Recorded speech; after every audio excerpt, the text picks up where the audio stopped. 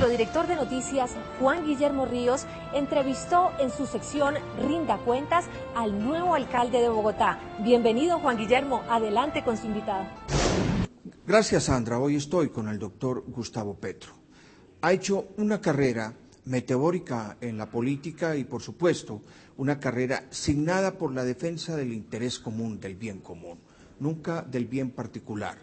Yo recuerdo que Jean-Paul Sartre le decía a Albert Camus que solo los mediocres logran la unanimidad y nadie podrá decir nunca que Gustavo Petro es un mediocre. Es muy importante que la gente conozca muy bien el proyecto de vida de Gustavo Petro para los bogotanos, cómo ve Gustavo Petro al bogotano en esta parte del siglo XXI y cómo su programa edifica ese proyecto de vida de los bogotanos, teniendo en cuenta que bogotano no es solamente aquel que nació acá, sino los que vivimos acá. Doctor Petro, bienvenido, mil gracias por atendernos.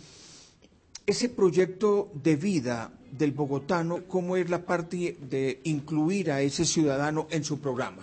En educación, en salud, en seguridad y en oportunidades. Mira, yo pienso que el principal problema que tiene Bogotá, no solamente Bogotá en Colombia, es la segregación social. Cuando hablamos de esa palabreja, segregación social, estamos hablando no solamente de la desigualdad social, que ya sabemos es de las mayores del mundo, en todo nuestro país, sino en cómo se ubica espacialmente, y no solamente eso, que sería lo de menos, que los ricos viven de un lado, los pobres del otro, sino que el acceso a los derechos, las garantías de los derechos, educación, salud, empleo, trabajo, ambiente, buen ambiente, están segregadas. Es decir, hay una educación para unos, hay otra educación para otros, hay una seguridad para unos, otra seguridad pobre para otros que son más pobres. Y eso es lo que queremos superar. Superar la segregación social no es simplemente un prurito ideológico. Ese reto quiero asumirlo. Cómo sentar las bases de un gran salto educativo que permita desde esa primera niñez de 0 a 5 años que logren educación a través del juego, obviamente. Cómo lograr que la educación universitaria de carácter superior pueda ser vista como un derecho en la ciudad de Bogotá, es decir, asequible y gratuito. Alcanzable. No como hoy. Buena parte del saber en el siglo XXI viene por lo que llamamos la red. Eso tiene una infraestructura para lograr acceder a la red. Fibra óptica o wifi inalámbricos, etcétera. Nosotros tenemos que lograr que eso le llegue también al barrio popular, no solamente al que puede pagar. Déjenme, le hago ahí una pregunta. Los grandes filósofos del siglo XXI hablan de los nuevos analfabetas y dicen que en el siglo XXI los analfabetas del siglo XXI son los que no hablan más de un idioma y los que no tienen acceso a la red, a la internet. ¿Usted cómo piensa llevar la gente al bilingüismo, los niños, los jóvenes, y llevarlos a la red? Porque todavía estamos en una utilización de la internet muy bajo frente a América Latina, a pesar de que crecemos es muy bajo. Hay dos sistemas. Uno es llevar fibra óptica, ETV, se vuelve fundamental, llevar fibra óptica al barrio popular. Hay otro sistema, yo diría más democrático, que es el inalámbrico. ETV ahí no es tan necesaria. Es que centros públicos, lugares públicos, parques públicos, ciertos postes de la luz incluso, ciertas casas, cada vez más ciertos hogares tienen wifi, pero abierto. No es cerrado que si uno no tiene el código no entra, sino que queda abierto. Entonces se va montando todo un mapa en una localidad donde ya andar, en cualquier lugar tú te conectas. Uno edifica su vida en un proyecto, y el proyecto incluye una familia. En su proyecto de gobierno, ¿dónde está la familia? ¿Cuántas familias hay en Bogotá? 2 millones, más o menos. De las 2 millones, 600.000 de ellas no son hombre y mujer, son mujeres solas, con niños. Madres cabeza. Y es un porcentaje altísimo, madres cabeza familia, que miradas en estratos, la inmensa mayoría son pobres, no tienen capacidad de pago, entonces tienen que llevarse al niño cuando son pequeñitos, al trabajo, a la calle, al puesto ambulante, a la plaza de mercado, etc. Esos niñitos ya no tienen lo mismo que los demás, porque allí es una mamá sola. La alcaldía tiene que ayudar en la crianza de los niños, que es lo que se esperaría de un marido, ayudar a esa mujer a la crianza de los niños. Hay programas, algunos de alto impacto, Familias en Acción, otros como las madres comunitarias. Hay cosas que se han hecho, algunos jardines muy poquitos. Pero a mí me gustaría fusionar todo eso en lograr que el Estado realmente pudiera ayudar a esas 600.000 mujeres a la crianza de sus hijos. Doctor Petro, ¿por qué le duele tanto que otro sufra? Pues mira, yo pienso que es creencia. Es una convicción. Convicción, sí, porque yo entré a la política fue por la religión. No fue por la razón exactamente, aunque leí mucho y bueno, me metí en lo que era la juventud de ese entonces, de los 70s, que es una juventud maravillosa, ¿no? Pero en esa juventud de los 70s, tanto por la razón como por la creencia, la acción por los demás siempre fue fundamental. ¿Qué es el amor para Gustavo Petro? Hay dos conceptos del amor, pues el sexual, el erótico, romano, digamos, sobre el cual se fundan las familias finalmente. Pero hay un amor griego, que es un concepto diferente que llega a nuestra sociedad, que lo trae es el cristianismo. Acuérdate que los apóstoles pasaron por Grecia y tradujeron el mensaje de Cristo, por eso se llama Cristo, eso ya es una palabra griega. Entonces por ahí pasó un tamiz que a mí me parece muy interesante, porque se entiende, no es el eros, sino que es el entendimiento. El entendimiento es comprenderte, comprendernos, ¿cierto? Somos diferentes. Por ser diferentes, solo hay dos opciones. O nos acabamos, camino que ha seguido Colombia casi en toda su historia, o nos entendemos. La política del amor es la del entendimiento, una política de paz. ¿Cómo va a ser su gabinete? ¿A quién va a llevar? Tenemos un equipo que ha venido creciendo con unas ideas centrales. Una es mitad mujeres.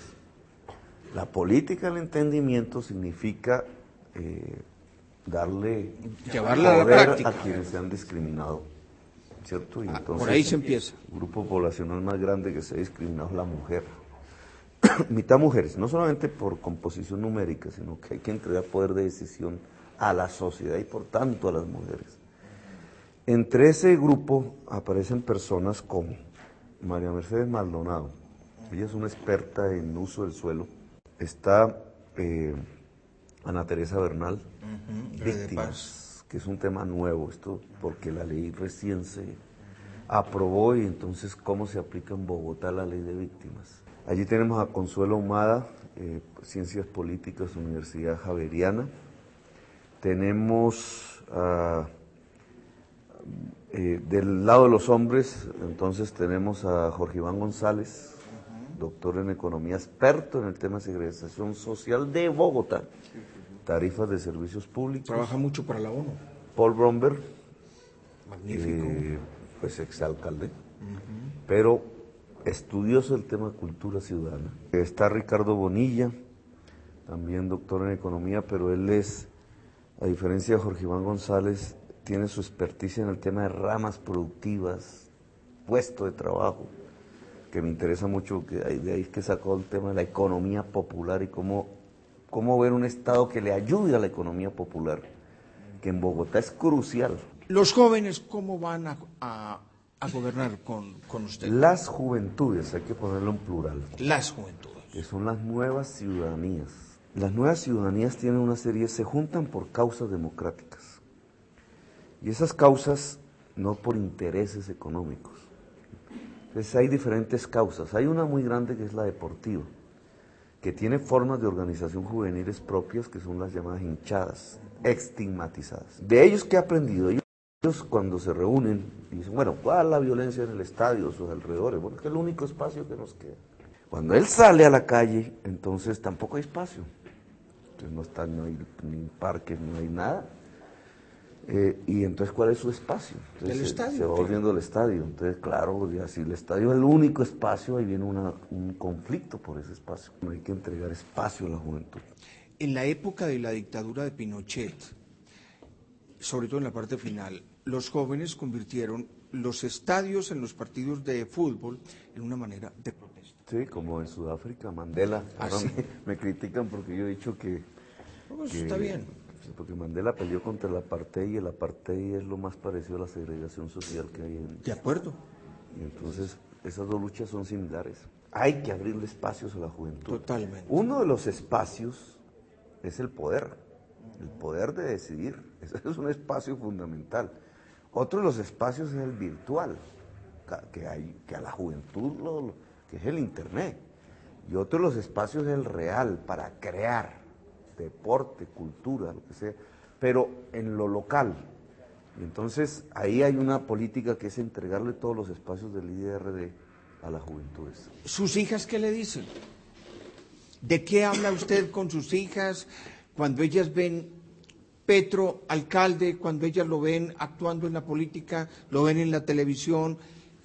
¿Qué le dicen? Yo tengo 3 niñas, una de 19 años.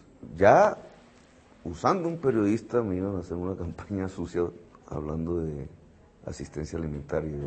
Si algo he tenido es responsabilidad con mis hijos. Yo no he podido criar, por la vida que yo he tenido, digamos, mi primer hijo no lo pude criar, porque me obligaron a no criarlo. 25 años tiene él, es abogado.